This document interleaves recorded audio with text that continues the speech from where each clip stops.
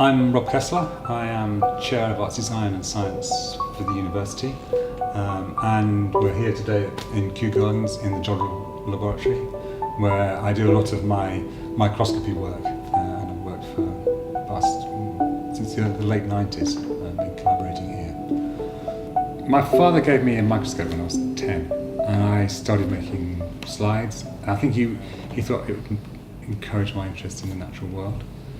And I was making slides of pollen when I was 10 years old. And I always had that interest, and I nearly studied biology, but I actually studied art in the end. And at the end of the 90s, I was aware that no one was really using that material. No one was really working from a microscopic material as a creative source. And so I sent in a sort of blanket letter to the different heads of the sections here at Kew. And I got one reply, which is sort of magic bullet, from Madeleine Harley, who was head of palynology, which is pollen research. And she invited me in, and she showed me her images, which were stunning. And she invited me to work with her a bit. She trained me on the microscopes, and then it really kind of snowballed from there. Nature's spectacular anyway, and we get careless with looking. When you start to go to a microscopic level, you realise that actually the complexities of nature are immense, really. And visually intoxicating almost. They kind of draw you in. And it's the kind of, how can something so small be so complex, but be so fundamental for life? And I think I'd always been inspired by books like Haeckel's Art Forms in Nature from early 20th century in Blossfeld. And I was trying to do something which built on that tradition of artists and scientists visualizing nature to kind of capture a wider audience. When I'm here, the temptation is to spend all the day working on the microscope. It's such precious time. But really, it's important to make sure I get some time out in the gardens, in the greenhouses. Every day you come, you see something new. And I think when I first started working, people would ask me, they'd say, oh, I'm amazing to get this opportunity to work on those microscopes, which is true. But I also realised that I wasn't using my own lenses, my own eyes, anywhere near as well as I could do. And so when you look with knowledge, you start to look more closely. I prepare my images to show what I want to show, but the scientists will prepare their specimen to show it in the best possible light for scientific purposes. So we both manipulate and moderate what we do. And I would say that just as the flower will employ a variety of strategies to attract an audience of insect collaborators, I use colour to attract a different audience. Technology is fairly central to what I do, and in a sense technology changed how artists work, but also how scientists work. And in the 19th century, between the 19th and 20th century, the technology became more complex and more expensive, and actually made it more difficult for collaborations between artists and scientists.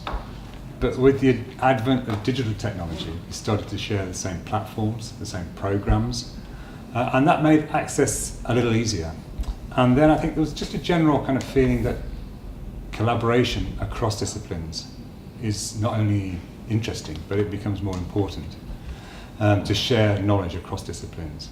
In my role as chair, I've tried to kind of, it's almost a bit like speed dating, I've tried to create opportunities using the contacts that I've established within the kind of science world. You think, well, actually science is that community and we are art and design. But actually as art and designers, we're as different as we are to the scientist. We don't talk across disciplines anywhere near as much as we should do. I think you have to have deep knowledge of the disciplines that you're working in.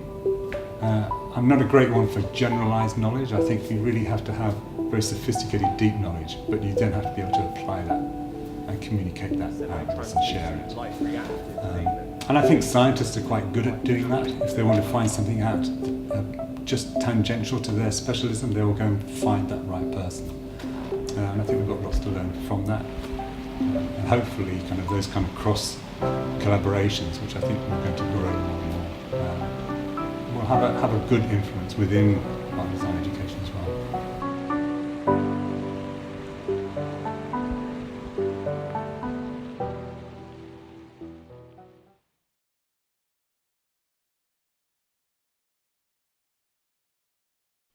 Good. Okay.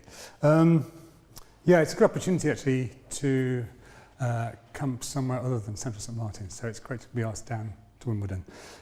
As Chris said, I've got this long career of working across disciplines of art and design and applied art and craft, and the last 15 years science. And so I wanted to use this evening to do a couple of things really, to show some of the projects I've been involved in the last few years, and to put them into some kind of context. I want to show some historical examples as well in this kind of second half of the talk. And then we're going to have a conversation with Mark Fairnington, who's a reader in painting here, who I've known for some time, but we've never really had an opportunity to kind of talk much before. And we have many different things in common. And there's one of the things that I suppose by being aware of kind of historical tradition and working across disciplines, I've become aware of what seem to be almost like unhelpful hierarchies of practice that kind of see elements to do with illustration or applied arts as a kind of taxonomic subgroup of a kind of lower value. And we might kind of unpick some of that as we go through. Now this is an important year. It's the 350th anniversary this year of the publication of Micrographia by Robert Hooke, who is a kind of scientist, artist, engineer, responsible for a lot of the kind of redesign of London after the Great Fire with Wren. And this is one of the first kind of books on microscopy. This is a very famous image which we're kind of familiar with now, a kind of a blow-up of a fly's head. And I think in its time it was very shocking. It was revealing something that people couldn't see, which kind of questioned their beliefs. But apart from just that, I was looking actually recently at the preface of the book, and I'll read that out because it's quite hard to read. And it just says, "It's the prerogative of mankind above other creatures that we are not only able to behold the works of nature, or barely to sustain our lives by them, but we also have the power of considering, comparing, altering, assisting, and improving them to various uses. And as this is the peculiar privilege of human nature in general, so is it capable of being so far advanced by the helps of art and experience as to make some men excel others in their observations and deductions." I'm aware of working in a long tradition. This is a hand-coloured woodcut I bought in Parma in Italy 2 years ago, and it was from a big collection called Medica Senese, which was also based on the kind of medical writings of Dioscorides from 1500 years earlier. And I think it was a big volume, a big book, which had fallen apart, and they were selling off individual pages, and I could afford just one. And it's just, I mean, it appealed for two reasons. One, I just love the way the plant is arranged as a specimen on the page, as it would have been like a herbarium specimen. But it's also a plant that I was familiar with, that I'd worked with. It's the wild garlic. So that's it in its flower. And as it dries, it forms these kind of seed heads with three kind of little kind of seeds in each capsule. If we take those apart and start to look at them under the microscope, we reveal these quite complex structures. And if we go in closer, we start to see the seed coat on the surface of those seeds, which has evolved to kind of expand and move and contract as the seed grows and becomes desiccated. And in some ways, it makes me think of seeds of human generations kind of expanding within a confined territory. This is in Jaipur in India. And so I think it's one of the ways that I will look as an artist and make connections between the many different things that I work with. This is an illustration by the artist Cornelia Hess-Honegger. This is from 1991, Harlequin Bug. What's interesting about it is it was collected from the 3 Mile Island site.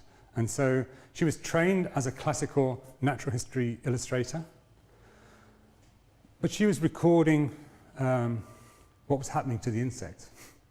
And she's had quite a lot of opposition from natural history illustrators and natural historians, as to the legitimacy of doing something like that. It's quite interesting you say that, because when I was working with this entomologist, Dr. George McGavin, at the Oxford University Museum of Natural History, I mentioned her to him, and he was completely dismissive, because the way she worked didn't conform to his idea of scientific procedure. So the work had absolutely no impact on him at all. Yeah, it's very interesting, really. It happens more than we think. As with life, so it is with art, a moment of inception triggered by a fertile observation.